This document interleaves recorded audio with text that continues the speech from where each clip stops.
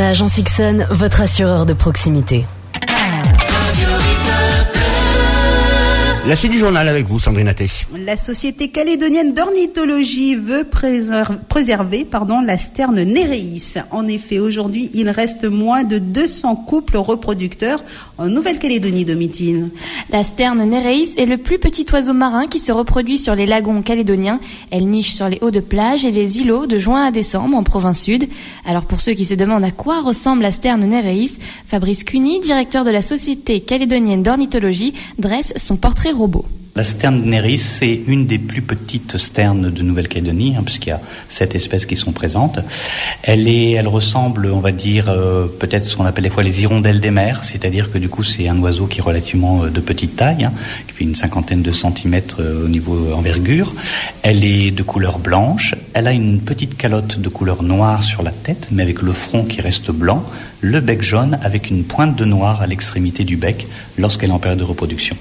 Depuis 2 ans, la plus grande population de Néréis est observée à l'îlot Amédée. En ce moment, c'est la pleine période de reproduction de la sterne. Du coup, l'oiseau peut être menacé par le dérangement humain. Et Juan Geoffroy, bénévole à la SCO, tente de sensibiliser les touristes à la protection de l'oiseau. La sterne Néréis, elle est en danger. La sous-espèce calédonienne, elle compte que de 150 à 200 couples reproducteurs. Elle est juste endémique au Pacifique Sud, ça veut dire qu'on la retrouve que là. Et si elle disparaît d'ici, c'est terminé pour cette espèce. Et nous, ce qu'on fait, on a une double mission. Tout d'abord, on fait un recensement. On va suivre le nombre d'adultes, de poussins, du juvénile, d'œufs. Et on fait aussi de la sensibilisation auprès des touristes. Alors justement, c'est quoi ces consignes pour les touristes ?